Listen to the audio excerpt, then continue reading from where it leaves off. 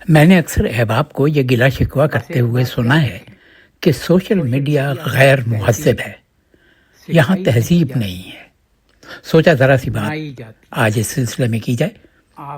2 مختصر سے پروگرام کریں گے، میں طویل پروگرام کرنے سے گھبراتا ہوں۔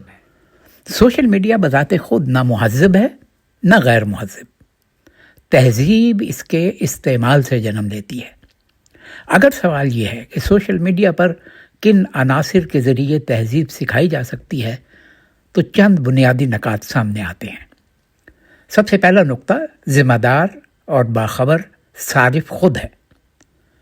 الفاظ کے انتخاب میں احتیاط کرے، اختلاف رائے میں شائستگی کا مظاہرہ کرے، تصدیق کے بغیر بات نہ پھیلائے۔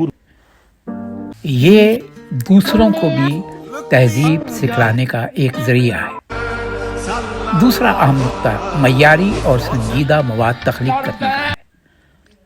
ادب، تاریخ، فلسفہ، مذہب اور اخلاقیات پر مبنی مواد، اچھے جملے، باوقار لہجہ، حوالے کے ساتھ گفتگو، دلیل کے ساتھ بات اور شفافیت، یہ سب تہذیبی ذوق کو جلا دیتے ہیں۔ گویا یہ بنیادی عناصر ہیں۔ آج کی بات یہاں تک۔